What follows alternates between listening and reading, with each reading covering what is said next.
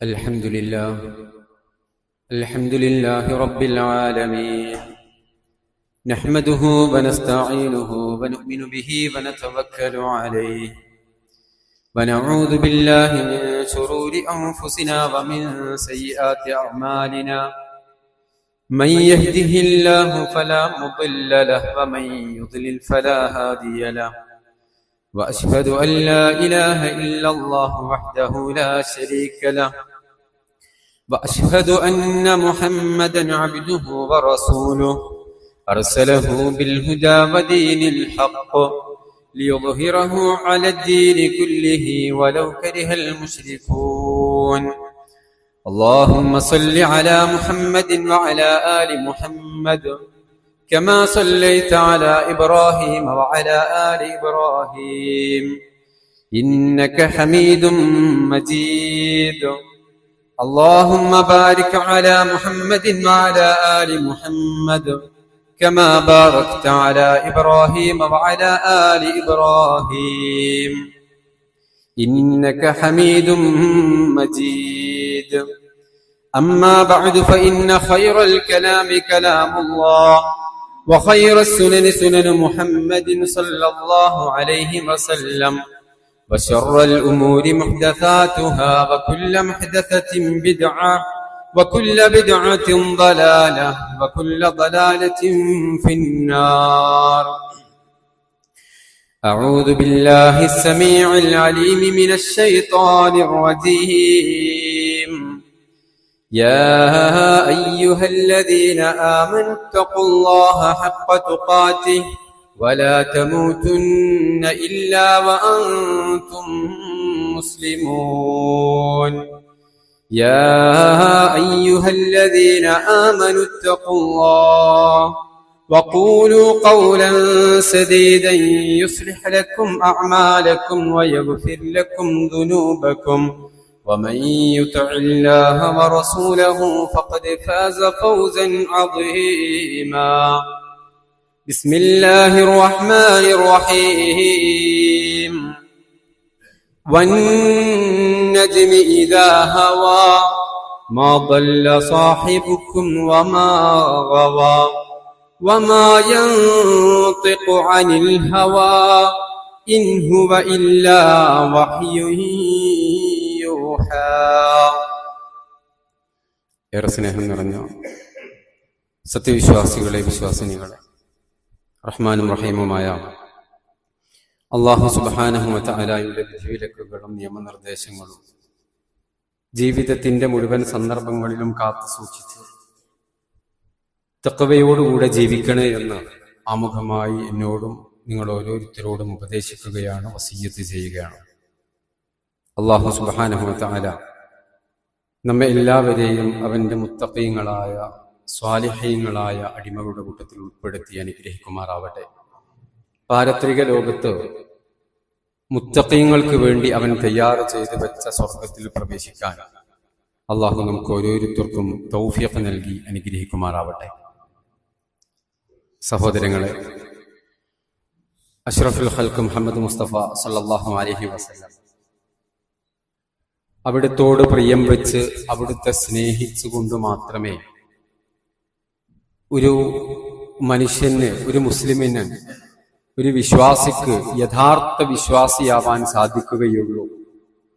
അതല്ലെങ്കിൽ ഒരാളുടെ വിശ്വാസ പൂർത്തീകരണത്തിന് പ്രവാചക സ്നേഹം അനിവാര്യമാണ്. അതിൻ്റെ ഖുർആനിക വചനങ്ങളും ഹദീസുകളും ആ പ്രവാചകനെ ജീവനു തുല്യം അല്ല, സ്വന്തം ജീവനേക്കാളേറെ സ്നേഹിച്ച മഹാന്മാരായ സ്വഹാബത്തുൽ കിറാം റളിയല്ലാഹു അൻഹും അവരുടെ ചരിത്രങ്ങൾ, ഇതെല്ലാമാണ് കഴിഞ്ഞ ഖുതുബയിലൂടെ നമ്മൾ ഓരോരുത്തരും മനസ്സിലാക്കിയിട്ടുള്ളത്. റസൂലുള്ളാഹി സ്വല്ലല്ലാഹു അലൈഹി വസല്ലമയെ അനുധാവനം ചെയ്ത് പ്രവാചക കൽപ്പനകൾ ജീവിതത്തിൽ പകർത്തി ആ പ്രവാചകനെ അനുസരിച്ചുകൊണ്ടാണ് നമ്മൾ പ്രവാചകനെ സ്നേഹിക്കേണ്ടത്. നമ്മുടെ ജീവിതത്തിന്റെ നിഖില മേഖലകളിലും പ്രവാചകന്റെ അധ്യാപനങ്ങൾ ഉണ്ടായിരിക്കുക.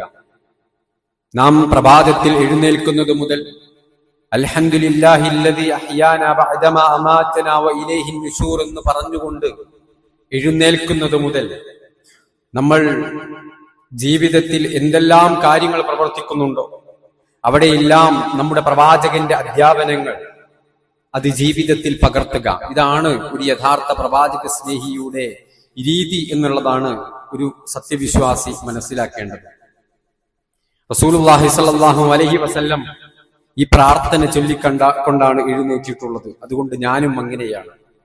എന്റെ പ്രവാചകൻ പല്ല് തേച്ചത് ഇങ്ങനെയാണ്, അതുകൊണ്ട് ഞാനും ഇങ്ങനെയാണ് പല്ല് തേക്കുന്നത്.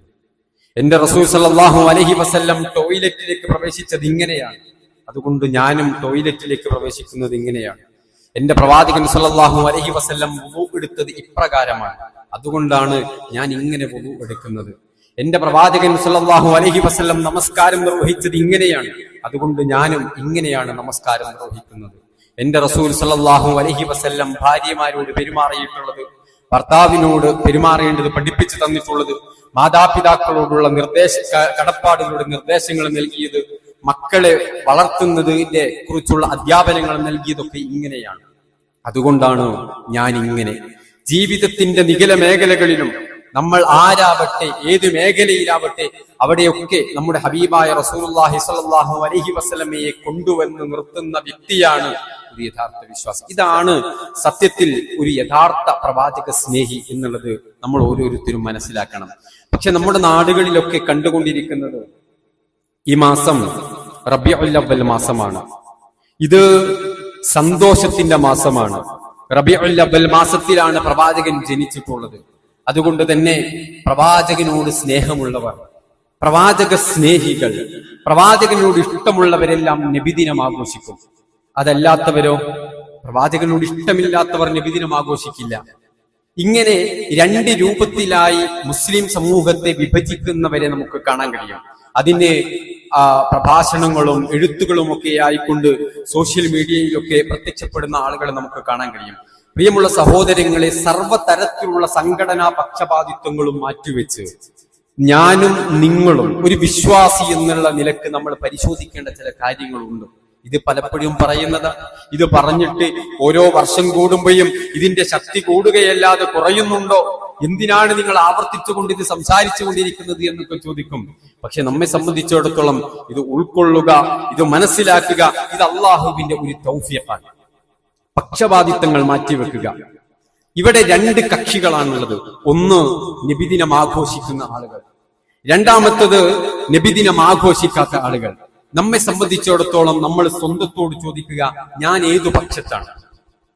ഞാൻ നബിദിനം ആഘോഷിക്കുന്നവരുടെ പക്ഷത്താണോ, അതല്ല ഞാൻ നബിദിനം ആഘോഷിക്കാത്തവരുടെ പക്ഷത്താണോ? എന്തുകൊണ്ടാണ് ഞാൻ ഈ പക്ഷത്ത് ചേരാനുള്ള കാരണം?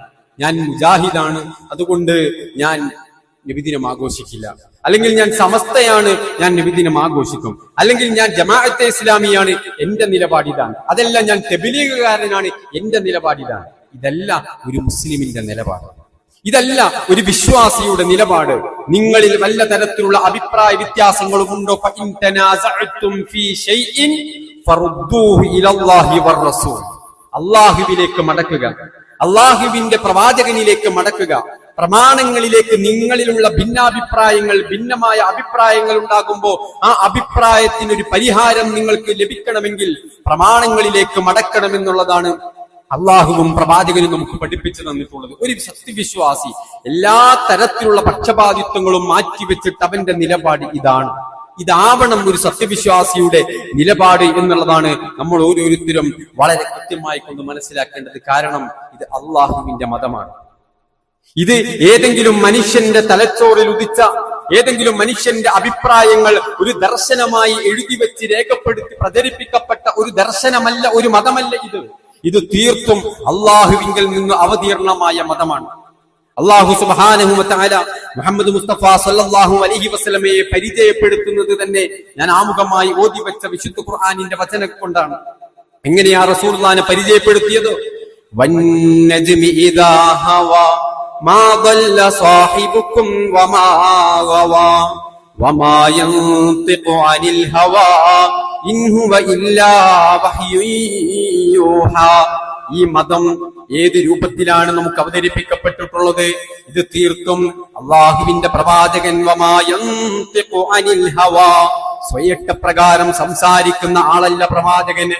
മറിച്ച് പ്രവാചകൻ സംസാരിച്ച ഏതൊരു കാര്യമുണ്ടോ, ഇൻഹുവ ഇല്ലാ വഹ്യുൻ യൂഹാ, തീർത്തും ദൈവീകമായ ദിവ്യ വെളിപാടിന്റെ ആശയത്തിലൂടെ മാത്രമാണ് റസൂലുള്ളാഹി സ്വല്ലല്ലാഹു അലൈഹി വസല്ലം സംസാരിച്ചിട്ടുള്ളത്. മതത്തിന്റെ കാര്യങ്ങൾ റസൂലുള്ള പഠിപ്പിച്ചത് മുഴുവനും പ്രവാചകന്റെ തലച്ചോറിൽ നിന്ന് ഉദിച്ച ഇത് നല്ലതാണ്, ഇത് കുഴപ്പമില്ല, ഇത് നമുക്ക് എടുക്കാൻ പറ്റിയതാണ്, ഇത് നിങ്ങൾ അനുവർത്തിച്ചുകൊള്ളൂ, ഇത് നിങ്ങൾ വിശ്വസിച്ചോളൂ, ഇത് നിങ്ങൾ ആചരിച്ചോളൂ എന്നല്ല.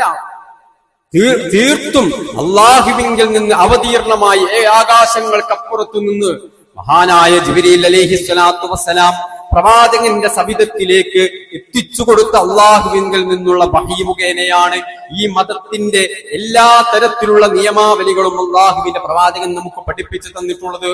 മറിച്ച് എന്തെങ്കിലും ഒന്ന് പ്രവാചകന്റെ വകയായി ഈ മതത്തിലേക്ക് ചേർത്തിയിട്ടില്ല. അങ്ങനെ ചേർത്താലോ അള്ളാഹ് താക്കീത് നൽകുന്നുണ്ട് പ്രവാചകരെ കുറിച്ച്,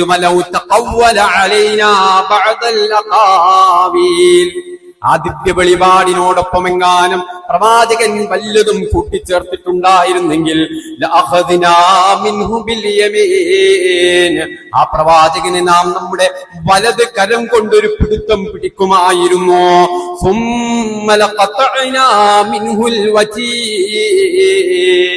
ഈ മതത്തിലേക്കെങ്ങാനും വെള്ളം ചേർത്താൽ, ഈ വഹയിലേക്കെങ്ങാനും വെള്ളം ചേർത്തുകൊണ്ട് ജനങ്ങളിലേക്ക് എത്തിക്കാൻ ശ്രമിച്ചാൽ ആ പ്രവാചകന്റെ ജീവനാടി നാം മുറിച്ചു കളയുമായിരുന്നു. റസൂലുള്ളാഹി സ്വല്ലല്ലാഹു അലൈഹി വസല്ലമക്ക് വരെ ഒരു തരത്തിലുള്ള അധികാരവും ഈ വിഷയത്തിലില്ല. എന്താണോ അള്ളാഹ് പഠിപ്പിക്കുന്നത് അതാണ് നമുക്ക് എത്തിച്ചേർന്നത്. അതാണ് ഈ മതത്തിന്റെ പ്രത്യേകത. ഇത്രയും സുരക്ഷിതമായി പൂർത്തീകരിക്കപ്പെട്ടു ഈ മതം. വിശുദ്ധ ഖുർആൻ സൂറത്തു മാഇദയിൽ അള്ളാഹ് പറഞ്ഞു, അൽയൗമ അക്മൽതു ലക്കും ദീനക്കും വഅത്മംതു അലൈക്കും നിഅമതി വറദീതു ലക്കുമുൽ ഇസ്ലാമ ദീനാ. ഇന്നത്തെ ദിവസം ഇതാ നിങ്ങൾക്ക് മതം ഞാൻ പൂർത്തീകരിച്ചു തന്നിരിക്കുന്നു. ഇനിയൊന്നും കൂട്ടിച്ചേർക്കേണ്ടതില്ലാത്ത രൂപത്തിൽ, ഇനി ഈ മതത്തിൽ നിന്ന് എന്തെങ്കിലും ഒന്ന് എടുത്തു മാറ്റേണ്ടതില്ലാത്ത രൂപത്തിൽ അൽയൗമ അക്മൽതു ലക്കും ദീനക്കും, ഇത് പൂർത്തീകരിക്കപ്പെട്ടിട്ടുണ്ട്. ഇത് പൂർത്തീകരിക്കപ്പെട്ട മതമാണ് എന്ന് അല്ലാഹു സുബ്ഹാനഹു വ തആല നമ്മെ പഠിപ്പിക്കുന്നു. സഹോദരങ്ങളെ, വളരെ ഗൗരവത്തോടുകൂടെ ഞാൻ ആമുഖമായി സൂചിപ്പിച്ചതുപോലെ സംഘടനാ പക്ഷപാതിത്വങ്ങൾക്കപ്പുറത്ത് പ്രമാണങ്ങളെ നോക്കിക്കാണുന്ന ഒരു യഥാർത്ഥ മുസ്ലിം എന്നുള്ള നിലക്ക്, ഒരു വിശ്വാസി എന്നുള്ള നിലക്ക് ഈ വിഷയത്തെ നമ്മൾ സ്വീകരിക്കേണ്ടതുണ്ട്. റസൂലുള്ളാഹി സ്വല്ലല്ലാഹു അല്ലാഹ് പഠിപ്പിക്കുന്നു, ഈ മതം പൂർത്തീകരിച്ചു. ഇത് വഹയിലൂടെ പൂർത്തീകരിച്ചതാണ്. ഇനി നമ്മൾ പരിശോധിക്കേണ്ടത് എന്താണ്? ഈ റസൂലുള്ളാഹി സ്വല്ലല്ലാഹു അലൈഹി വസല്ലം പറയാൻ, ഈ മതത്തിലേക്ക് പൂർത്തീകരിച്ച ഈ മതത്തിലേക്ക് ഇനി എന്തെങ്കിലും കൂട്ടിയാലോ? ഞാൻ നിങ്ങളോട് പറയാ, ഇതൊരു നല്ല കാര്യമാണ്, ഇത് നിങ്ങൾ ചെയ്തോളൂ എന്ന് നിങ്ങളോട് ഞാൻ പറഞ്ഞാലോ എന്താ അതിന്റെ വിധി? റസൂലുള്ളാഹി സ്വല്ലല്ലാഹു അലൈഹി വസല്ലം പഠിപ്പിച്ചതായിട്ട് നമ്മുടെ ഉമ്മ ആയിഷ റളിയല്ലാഹു അൻഹ ഉദ്ധരിക്കുന്ന ഹദീസിൽ കാണാം, മൻ ഹദസ ഫീ അംരിനാ ഹാദാ മാ ലൈസ ഫീഹി ഫഹുവ റദ്ദുൻ. ഈ മതത്തിലേക്ക് വല്ല ആളുകളും മൻ അഹ്ദസ ഫീ അംരിനാ, ആരെങ്കിലും പുതുതായി വല്ലതും കൊണ്ടുവന്നാൽ ഫഹുവ റദ്ദുൻ, അത് തള്ളിക്കളയണം. അത് വിശ്വാസികൾക്കുള്ളതല്ല. കാരണം എന്താ? ഇത് വഹയിലൂടെ അവതരിപ്പിക്കപ്പെട്ട മതമാണ്. ഇത് അല്ലാഹ് അൽയൗമ അക്മൽതു ലക്കും, ഇത് കാമിലാണ്, ഇത് പൂർത്തീകരിച്ച മതമാണ് എന്ന് അല്ലാഹു സുബ്ഹാനഹു വ തആല വളരെ കൃത്യമായി നമുക്ക് പഠിപ്പിച്ചു തന്നതാ. റസൂലുള്ളാഹി സ്വല്ലല്ലാഹു അലൈഹി വസല്ലം നമ്മെ പഠിപ്പിച്ചൊരു വിശ്വാസി എങ്ങനെയാവണം. ഇത്തരം വിഷയങ്ങൾ ഉണ്ടാകുമ്പോ നബി സല്ലല്ലാഹു അലൈഹി വസല്ലം പറഞ്ഞു, ഇന്ന ബനി ഇസ്രാഈല തഫറഖത അലാ 72 മില്ല, തീർച്ചയായിട്ടും ബനു ഇസ്രായേലിയർ 72 വിഭാഗമായി വിഭജിക്കപ്പെട്ടിട്ടുണ്ടോ. ഉമ്മത്തി അലാ 73 മില്ല, തീർച്ചയായിട്ടും എന്റെ സമുദായവും 73 വിഭാഗമായി ഭിന്നിക്കുക തന്നെ ചെയ്യും. കുല്ലുഹും ഫിന്നാർ ഇല്ലാ മില്ലതൻ വാഹിദ, എല്ലാ ആളുകളും നരകത്തിലാണ്, ഒരൊറ്റ വിഭാഗം ഒഴികെ. റസൂലുള്ളാഹി പറയാ, ഒരൊറ്റ വിഭാഗം മാത്രമേ സ്വർഗത്തിലേക്ക് പ്രവേശിക്കൂ, ബാക്കി എല്ലാവരും നരകത്തിലാണ്. ആരാണ് വിഭാഗം? മുജാഹിദ. ആരാ വിഭാഗം? സുന്നിയ. ഏത് വിഭാഗമാണ്? റസൂലുള്ളാഹി സ്വല്ലല്ലാഹു അലൈഹി വസല്ലം പഠിപ്പിച്ചു തന്നു. സഹാബത്ത് ചോദിച്ചു ഈ ചോദ്യം, വമൻ ഹിയ യാ റസൂലല്ലാഹ്, അല്ലാഹുവിന്റെ ദൂതരെ ആരാണ് ആ ഫിർഖത്തുൻ നാജിയ, ആരാണ് സ്വർഗ്ഗത്തിലേക്ക് പ്രവേശിക്കുന്ന ആ ഏക വിഭാഗം ആരാണ്? എല്ലാവരും നരകത്തിലേക്ക് പോകുമ്പോ സ്വർഗ്ഗത്തിലേക്ക് പ്രവേശിക്കുന്ന ആ വിഭാഗം ആരാണ് റസൂലേ എന്ന സ്വഹാബത്തിന്റെ ചോദ്യത്തിന് മറുപടിയായി കൊണ്ട് അല്ലാഹുവിന്റെ ഹബീബ് ഉത്തരം പറഞ്ഞു കൊടുത്തു. ആ വിഭാഗം മാ അന അലൈഹി വഅസ്ഹാബി അൽയൗം, ഇന്ന് ഞാനും എന്റെ സ്വഹാബത്തും ഏതൊരു ആശയത്തിന്റെ മുകളിലാണോ, ഏതൊരു വിശ്വാസങ്ങളുടെ മുകളിലാണോ, ഏതൊരു ആചാരങ്ങൾ അനുഷ്ഠിച്ചുകൊണ്ടാണോ ജീവിക്കുന്നത്, ഇതുപോലെ ജീവിക്കുന്ന ആളുകൾ അതാണ്. അതൊരു സംഘടനയല്ല, അതൊരു വിഭാഗം ആളുകളാണ്. ആ വിഭാഗത്തിന്റെ ക്വാളിറ്റി റസൂലുള്ള പഠിപ്പിച്ചത് എന്താണ്? അവർ അല്ലാഹുവിന്റെ പ്രവാചകൻ എന്ത് വിശ്വസിച്ചോ, എന്താചരിച്ചോ, അല്ലാഹുവിന്റെ പ്രവാചകരും സഹാബത്തും അവരുടെ ജീവിതത്തിൽ എന്തെല്ലാം ഉണ്ടോ അത് മാത്രമായിരിക്കും അവരുടെ ജീവിതത്തിൽ ഉണ്ടാകുന്നത്. അവർ ഈ ദീനിലേക്ക് കൂട്ടിച്ചേർത്തലുകൾ നടത്തുന്നവരല്ല. മഹാനായ ഇമാം മാലിക് ഇബ്നു അനസ് റഹിമഹുല്ലാഹ് അദ്ദേഹം കൃത്യമായി കൊണ്ട് പഠിപ്പിക്കുന്നുണ്ട്, ഈ മതത്തിലേക്ക് പുതുതായിട്ട് പല കാര്യങ്ങളും കൂട്ടിച്ചേർക്കുന്നതിന്റെ അപകടം എന്താണ്? ഒരു മനുഷ്യൻ ഈ മതത്തിലേക്ക് ചില കാര്യങ്ങൾ പുതുതായിട്ട് ചേർക്കുകയാണ്. ഇത് നല്ല നമസ്കാരമാണ്, അത് അല്ലാഹുവിന്റെ റസൂല് പഠിപ്പിച്ചിട്ടില്ല, കുഴപ്പമില്ല, എന്നാലും ചെയ്തു നമസ്കാരമല്ലേ, എന്താ കുഴപ്പം? ഇത് നല്ലൊരു നോമ്പല്ലേ, പ്രഭാതം മുതൽ പ്രദോഷം വരെ പട്ടിണി കിടക്കുന്നത് അല്ലാഹുവിന് ഇഷ്ടമല്ലേ, ചെയ്തോളൂ നോമ്പ്. ഈ രൂപത്തിലെ പല കാര്യങ്ങളും ഇസ്ലാം മതത്തിലേക്ക് ഒരു പുത്തനായ കാര്യം കൊണ്ടുവരികയാണ് ഒരു മനുഷ്യൻ. എന്നിട്ടോ യറാഹാ ഹസന, അയാൾ പറയുന്നത് എന്താണ്? ഇത് ബിദ്അത്തുൻ ഹസനയാണ്. യറാഹാ ഹസന, ഇത് എന്റെ വാചകമല്ല, ഇമാം മാലിക് റഹിമഹുല്ലാഹ് രേഖപ്പെടുത്തുകയാണ്. യറാഹാ ഹസന, അയാൾ വാദിക്കുന്നത് ഇത് നല്ല കാര്യമെന്നാണ്. എങ്കിൽ മനസ്സിലാക്കണം, ഫഖദ് സഅമ അന്ന മുഹമ്മദൻ സ്വല്ലല്ലാഹു അലൈഹി വസല്ലം ഖാന റിസാല, അയാൾ പരോക്ഷമായി വാദിക്കുന്നത് എന്താണ്? മുഹമ്മദ് നബി സ്വല്ലല്ലാഹു അലൈഹി വസല്ലം തന്റെ റിസാലത്തിൽ വഞ്ചന കാണിച്ചിട്ടുണ്ട് എന്നാണ് അയാൾ പറയുന്നത്. നഊദു ബില്ലാഹ്. എന്തേ കാരണം? അള്ളാഹുവിന്റെ റസൂല് പഠിപ്പിച്ചത് എന്താ? നിങ്ങളെ സ്വർഗത്തിലേക്ക് അടുപ്പിക്കുന്നതും നിങ്ങളെ നരകത്തിൽ നിന്ന് വിദൂരമാക്കുന്നതും സർവ്വ നന്മകളും നിങ്ങൾക്ക് ഞാൻ പഠിപ്പിച്ചിട്ടുണ്ട് ജനങ്ങളെ. അത് പഠിപ്പിച്ചിട്ടാണ് ഇല്ലാതെ അമർത്തുക്കും ബി, ഇത് പഠിപ്പിച്ചിട്ടാ ഞാൻ പോകുന്നത് എന്ന് റസൂലുള്ള പറഞ്ഞു. എന്നിട്ടോ ഇത് പഠിപ്പിച്ചിട്ടില്ല. നബിദിനം അള്ളാന്റെ റസൂല് പഠിപ്പിച്ചിട്ടില്ല, അല്ലെങ്കിൽ ആ നോമ്പ് അള്ളാന്റെ റസൂല് പഠിപ്പിച്ചിട്ടില്ല, ഈ നിസ്കാരം റസൂലുള്ള പഠിപ്പിച്ചിട്ടില്ല. പക്ഷെ നമ്മൾ പറയുന്നത് എന്താ? ഇത് നല്ലതാണെന്നാണ്. പക്ഷേ അയാൾ വാദിക്കുന്നത് റസൂലുള്ള ഇത്രയും നല്ലൊരു കാര്യം ഉണ്ടായിട്ടും റസൂലുള്ള നമ്മെ പഠിപ്പിച്ചിട്ടില്ല എന്നതിന്റെ അർത്ഥം എന്താണ്? റസൂലുള്ള റിസാലത്തിൽ പ്രബോധനത്തിൽ വഞ്ചന കാണിച്ചിരിക്കുന്നു എന്നാണ്. എന്നിട്ട് ഇമാം മാലിക് റഹിമഹുല്ലാഹ് അൽയൗമ അക്മൽതു ലക്കും എന്ന ആയത്ത് തെളിവിനോതുകയാണ്. ഇത് പൂർത്തീകരിച്ച മതമാണ്. ഈ മതത്തിലേക്ക് ഇനിയൊന്നും കൂട്ടിച്ചേർക്കാനില്ല. എന്നിട്ട് അദ്ദേഹം അവസാനിപ്പിക്കുന്നത് ഫമാലം യകുൽ യൗമഇദിൻ ദീനാ ഫലാ യകൂനു അൽയൗമ ദീനാ. സഹോദരങ്ങളെ, എല്ലാ പക്ഷപാതിത്വങ്ങളും നമ്മൾ മറന്നു കളയുക. നമ്മുടെ സംഘടനയോ, നമ്മുടെ സംഘടനയുടെ ലേബലോ, നമ്മുടെ നേതൃത്വമോ, നമ്മുടെ നേതാക്കളോ നാളെ നമ്മ സ്വർഗത്തിലേക്ക് കൊണ്ടുപോവുകയില്ല. നമുക്ക് സ്വർഗത്തിലേക്ക് കൊണ്ടുപോകാൻ നമ്മൾ കൂടെ ഉണ്ടാകുന്നത് നമ്മുടെ ഹബീബായ മുഹമ്മദ് മുസ്തഫ സല്ലല്ലാഹു അലൈഹി വസല്ലമയുടെ വിശ്വാസമാണ്, ആചാരങ്ങളാണ്, അവിടുത്തെ അനുധാവനമാണ്, അവിടുത്തെ ഇത്തിബാ ആണ്. മഹാനായ ഇമാം മാലിക് ഇത് അവസാനിപ്പിക്കുന്നത് എന്താണെന്നറിയുമോ? ഫമാലം യകുൻ യൗമഇദിൻ ദീനാ ഫലാ യകൂനു അൽയൗമ ദീനാ. അന്ന് ദീനല്ലാത്ത ഒന്ന് ഇന്ന് ദീനാവുകയില്ല. അടിവരയിട്ട് മനസ്സിലാക്കണേ, അല്ലാഹുവിന്റെ റസൂലുള്ളാഹി സ്വല്ലല്ലാഹു അലൈഹി വസല്ലമയുടെ കാലഘട്ടത്തിൽ ദീനല്ലാത്ത ഒന്ന്, പ്രവാചകന് പരിചിതമല്ലാത്ത ഒന്ന്, സ്വഹാബത്ത് ആചരിക്കാത്ത ഒന്ന് ഇന്ന് ദീനാവുകയില്ല. വളരെ സിമ്പിളാണ്, പരിശോധിച്ചാൽ മതി. നമ്മുടെ ജീവിതത്തിൽ ഇത്തരത്തിലുള്ള വിഷയങ്ങൾ നമ്മൾ ഓരോരുത്തരും പരിശോധിക്കണം. ഏറ്റവും ഉത്തമരായ നൂറ്റാണ്ട് പ്രവാചകന്റെ നൂറ്റാണ്ടാണ്, സഹാബത്തിന്റെ നൂറ്റാണ്ടാണ്. അവരൊക്കെ ഈ വിഷയം അവരുടെ ജീവിതത്തിൽ ഉണ്ടായിട്ടുണ്ടോ എന്ന് നമ്മൾ പരിശോധിക്കുക. ഞാൻ മുജാഹിദായതുകൊണ്ട് ഇത് ആഘോഷിക്കില്ല എന്നോ, ഞാൻ സമസ്തയായതുകൊണ്ട് ഇത് ആഘോഷിക്കുന്നല്ല. നമ്മുടെ നിലപാട് ഇതല്ല. അള്ളാഹുവിന്റെ റസൂൽ സ്വല്ലല്ലാഹു അലൈഹി വസല്ലം ഇങ്ങനെ ഒരു നബിദിനം ആഘോഷിച്ചിട്ടുണ്ടോ? നമ്മൾ ഏറ്റെടുക്കണം, നെഞ്ചോട് ചേർത്ത് വെക്കണം. ഇല്ല എന്ന് നമുക്ക് തെളിഞ്ഞാലോ അത് റസൂലുള്ളാഹിനോടുള്ള സ്നേഹമാണ്. മാറ്റിവെക്കാൻ കഴിയണം. കാരണം ഈ മതത്തിലേക്ക് എന്തെങ്കിലും ഒന്ന് കൂട്ടിച്ചേർക്കുക എന്നുള്ളത് വല്ലാത്ത അപരാധമാണെന്നും പാരത്രിക ലോകത്ത് സുഹുഖൻ സുഹുഖൻ ലിമൻ ഗയ്യറ ബഅദി സുഹുഖൻ സുഹുഖൻ ലിമൻ ബദ്ദല ബഅദി, എന്റെ മതത്തിലേക്ക് പുതുതായിട്ട് പല കാര്യങ്ങളും പല പുത്തനാചാരങ്ങളും കൂട്ടിച്ചേർത്തവരെ ദൂരപ്പോ ദൂരപ്പോ എന്ന് ആട്ടിയോടിക്കുന്നത് ഹബീബായ മുഹമ്മദ് മുസ്തഫ സല്ലല്ലാഹു അലൈഹി വസല്ലമയാണ്. റസൂലുള്ളാഹി പറയാണ്, അന ഫറത്തുക്കും അലൽ ഹൗദ്, ഞാൻ ഹൗദിന്റെ സമീപത്വം എന്റെ ഉമ്മത്തികളിൽ പെട്ട എല്ലാവർക്കും ഞാൻ ഇങ്ങനെ ഹൗദ് ഇങ്ങനെ മുക്കിക്കൊടുക്കും. അതിൽ നിന്നൊരിക്കൽ കുടിച്ചവന് പിന്നെ ദാഹമില്ല.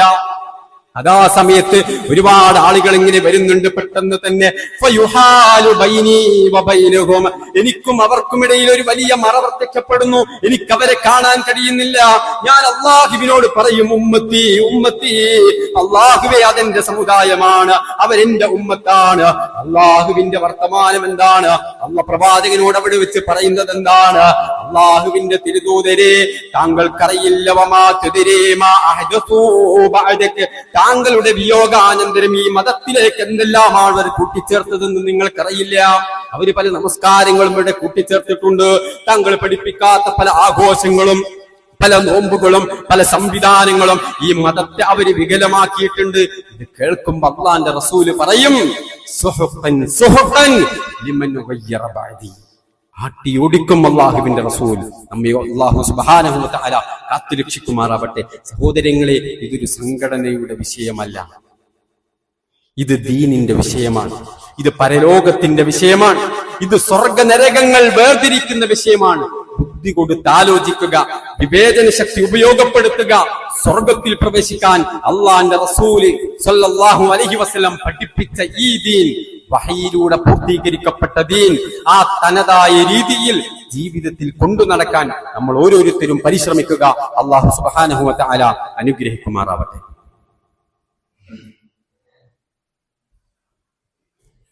അൽഹംദുലില്ലാഹി റബ്ബിൽ ആലമീൻ. അല്ലാഹുമ്മ സ്വല്ലി അലാ മുഹമ്മദിൻ വ അലാ ആലി മുഹമ്മദ്. ഒരിക്കൽ കൂടി അല്ലാഹുവിനെ സൂക്ഷിച്ച് ജീവിക്കണേ എന്ന് എല്ലാവരെയും ഓർമ്മപ്പെടുത്തുകയാണ്. സഹോദരങ്ങളെ, മഹാനായ ഇമാം ഇബ്നു ഹജറുൽ ഹൈതമി റഹിമഹുല്ലാഹ് ശാഫിഈ മദ്ഹബിലെ പ്രമുഖ പണ്ഡിതനാണ്. അദ്ദേഹം ഈ വിഷയകമായി നബിദിനവുമായി ബന്ധപ്പെട്ട വിഷയത്തിൽ അദ്ദേഹം രേഖപ്പെടുത്തിയത് നമുക്ക് കാണാം. അസ്ലു അമലിൽ മൗലിദി ബിദ്അ, ഈ മൗലിദാഘോഷത്തിന്റെ അസ്ൽ എല്ലാവർക്കും അറിയാവുന്ന പദമാണ്. അതിന്റെ അടിസ്ഥാനം ബിദ്അ. അതെന്താണ്? സുന്ന എന്നല്ല, ബിദ്അ അത് ബിദ്അത്താണ്. ലം തുൻഖൽ അൻ അഹദിൻ മിനസ്-സലഫി സ്വാലിഹ് മിനൽ ഖുറൂനി الثلاث. ലം തുൻഖൽ ഉദ്ധരിക്കപ്പെട്ടിട്ടില്ല, അൻ അഹദിൻ മിനസ്-സലഫി സ്വാലിഹ്, ഒരു സലഫ് സ്വാലിഹിൽ നിന്നും ഇത് ഉദ്ധരിക്കപ്പെട്ടിട്ടില്ല. അ-സലാസ, 3 നൂറ്റാണ്ടിൽ, മിനൽ ഖുറൂനി الثلاث, 3 നൂറ്റാണ്ടിലെ. ഏതാണ് ആ 3 നൂറ്റാണ്ട്? റസൂലുള്ളാഹി സ്വല്ലല്ലാഹു അലൈഹി വസല്ലം ജീവിച്ച നൂറ്റാണ്ട്. അവിടുത്തെ തിരുചുണ്ടുകളിൽ നിന്ന് ദീൻ പഠിച്ച സ്വഹാബത്ത് ജീവിച്ച നൂറ്റാണ്ട്, താബികൾ ജീവിച്ച നൂറ്റാണ്ട്, തബഉ താബികൾ ജീവിച്ച നൂറ്റാണ്ട്. അവരുടെ ജീവിതത്തിലൊന്നും ഇങ്ങനെയൊരു സമ്പ്രദായം ഇല്ല. അതെനിക്ക് കാണാൻ കഴിഞ്ഞിട്ടില്ല. ഇമാം സഖാവി റഹിമഹുല്ലാഹ് അദ്ദേഹം രേഖപ്പെടുത്തുന്നത് കാണാം, അന്ന അമലൽ മൗലിദി ഹദസ ബഅദ ഖുറൂനി الثلاث. അന്ന അമലൽ മൗലിദ്, ഈ മൗലിദ് ആഘോഷം എന്ന ഏർപ്പാടുണ്ടല്ലോ, അത് ഹദസ, അത് പുതുതായി നിർമ്മിച്ചതാണ്. റസൂലുള്ളാഹിന്റെ ഹദീസിൽ എന്തായിരുന്നു? മൻ അഹ്ദസ ഫീ അംരിന, ഇതിലേക്ക് വല്ലതും പുതുതായി ചേർത്താൽ. ഇമാം സഹാബി പറയുന്നത് എന്താണ്? ഇത് ഹദസ, ഇത് പുതുതായിട്ടുണ്ടാക്കിയതാണ്. എപ്പോ? ബഅദ ഖുറൂനി الثلاث, 3 നൂറ്റാണ്ടുകൾക്ക് ശേഷം. അല്ലെ, ഈ ആനത്തു താലിബീൻ പള്ളി ദർസുകളിലൊക്കെ പഠിക്കുന്ന ഗ്രന്ഥമാണ്. അവിടെ പഠിപ്പിക്കുന്നതാണ് ഇത് ഞാൻ പറയുന്നത്. ഈ രൂപത്തിൽ ഇമാം ഫാക്കിഹാനിയോട് ഇതിനെപ്പറ്റി ചോദിച്ചപ്പോൾ അദ്ദേഹം പറഞ്ഞു, ലാ അഅലമു ലിഹാദൽ മൗലിദി അസ്ലം ഫീ കിതാബിൻ വലാ സുന്ന, അല്ലാഹുവിന്റെ കിതാബിലോ പ്രവാചകന്റെ സുന്നത്തിലോ ഇതിന് ഒരു അസ്ലും ഞാൻ കണ്ടിട്ടില്ല. വലാ യുൻഖലു അമലുഹു അൻ അഹദിൻ മിനൽ ഉലമാഇൽ ഉമ്മത്തിൽ ലദി ഹുമുൽ ഖുദ്വത്തു ഫിദ്ദീനിൽ മുതമസ്സിഖൂന ബിആതാരിൽ മുതഖദ്ദിമീൻ, പൂർവീകരായ മാതൃകാ യോഗ്യരായ ഒരു പണ്ഡിതന്മാരിൽ നിന്നും ഇത് കൃത്യമായി ഉദ്ധരിക്കുന്നത് എനിക്ക് കാണാൻ സാധിച്ചിട്ടില്ല എന്ന് അദ്ദേഹം രേഖപ്പെടുത്തുന്നുണ്ട്. ഇങ്ങനെ ഒരുപാട് വിഷയങ്ങൾ നമുക്ക് കാണാൻ കഴിയും. അവിടെയൊക്കെ നമുക്ക് മനസ്സിലാക്കുന്നത് എന്താണ്? ഇത് അള്ളാഹുവിന്റെ പ്രവാചകന് പരിചയമില്ല. ഇത് ഏതെങ്കിലും അറബി ഗ്രന്ഥങ്ങളിൽ മാത്രമല്ല, അൽ മവാഹിബുൽ ജലിയ എന്ന നമ്മുടെ കേരളത്തിൽ നിന്ന് വിരചിതമായ ഒരു തയവ കുഞ്ഞി മുഹമ്മദ് മൗലവി, അദ്ദേഹത്തിന്റെ കുറെ ഉപദേശ നിർദ്ദേശങ്ങളൊക്കെ ഒരു പദ്യരൂപത്തിൽ, കവിത രൂപത്തിൽ അദ്ദേഹം രേഖപ്പെടുത്തിയിട്ടുണ്ട്. അതിനകത്തും നമുക്ക് കാണാം, അതിന്റെ പേര് അറബിയിലാണെങ്കിലും അതിന്റെ കണ്ടന്റുകളൊക്കെ, സംഗതികളൊക്കെ എന്താണ്? മലയാളത്തിലാണ്. ഈ മൗലിദുമായി ബന്ധപ്പെട്ടിട്ട് അദ്ദേഹം പറയുന്ന ചില വരികളുണ്ട്. എന്താണ് അദ്ദേഹം പറഞ്ഞത്? മൗലിദ് കഴിക്കൽ മുമ്പ് പതിവില്ലാത്തതാ, അത് ഹിജ്റ 300 ശേഷം വന്നതാ, എന്നും സഹാബി പറഞ്ഞതായി കാണുന്നതാ, അത് ഹലബി 1-ാം ഭാഗമിൽ നോക്കേണ്ടതാ. എന്താണ്? എല്ലാവർക്കും മനസ്സിലാവും, മലയാളാണല്ലോ. മൗലിദ് കഴിക്കൽ മുമ്പ് പതിവില്ലാത്തതാ, അത് ഹിജ്റ 300 ശേഷം വന്നതാ. ഏതാ 300? റസൂലുള്ളാഹി ജീവിച്ചിരിപ്പില്ല, സഹാബത്ത് ജീവിച്ചിരിപ്പില്ല, താബിഈകൾ ജീവിച്ചിരിപ്പില്ല. അവരുടെ കാലഘട്ടത്തിന് ശേഷം മൗലിദ് ഉണ്ടായിട്ടുണ്ട് എന്ന അത് കൊണ്ടുവന്നത് സഹോദരങ്ങളെ ഷിയാക്കളിലെ ഉഗ്രവിഭാഗമായ ഉബൈദിയാക്കൾ എന്ന വിഭാഗമാണ്. അവര് സ്വയം പറഞ്ഞത് ഞങ്ങൾ ഫാത്തിമിയാക്കളാണ് എന്നാണ്. പ്രവാചക കുടുംബത്തോടുള്ള സ്നേഹം കൊണ്ടാണ് ഇസ്ലാമിനെ തകർക്കാൻ വന്നൊരു വിഭാഗം തുടങ്ങി വെച്ചതാണ്. ഹിജ്റ 400-കളിലാണ് അവർ തുടങ്ങുന്നത്. പക്ഷേ അത് പിന്നീട് വ്യാപകമാക്കി കൊണ്ടുവരുന്നത് ഹിജ്റ 700-കളിലാണ്. മുദഫർ എന്ന് പറഞ്ഞ ഈജിപ്തിലെ ഇറബൽ എന്ന പ്രദേശം ഭരിച്ച കേട്ടിട്ടുണ്ടാകും. മലിക്കുൽ മുദഫർ ധീരനായൊരു രാജന, ഇറബൽ ഭരിച്ചവനാണവൻ ധർമ്മിഷ്ഠനാ, മൗലിദ് കഴിക്കാൻ ഏറ്റവും ഉത്സാഹമാ, മാസം റബീഉൽ അവ്വൽ എന്താഘോഷമാ. മൂപ്പരാണ് അത് തുടങ്ങി വെച്ചത്. മലിക്കുൽ മുദഫർ എന്ന് പറഞ്ഞ ഒരു രാജാവ്, അദ്ദേഹത്തിന്റെ രാജസദസ്സിലുണ്ടായിരുന്ന ശൈഖ് ഇബ്നു ദഹിയത്ത് മൗലിദൊന്നു രചിക്കലായി, രാജാവിനത് കണ്ട് ഏറ്റവും സന്തോഷമായി. ഇബ്നു ദഹിയത്ത് എന്ന് പേരുള്ള ഒരു പണ്ഡിതന് ഒരു മൗലൂദ് കിതാബ് എഴുതി കൊടുത്തു. രാജാവിനത് കണ്ടിട്ട് വലിയ സന്തോഷമായി. മുപ്പരെ ആളുകളൊക്കെ ഒരുമിച്ച് കൂട്ടിയിട്ട് ഇത് പാടാൻ തുടങ്ങി, ഇത് ആഘോഷിക്കാൻ തുടങ്ങി.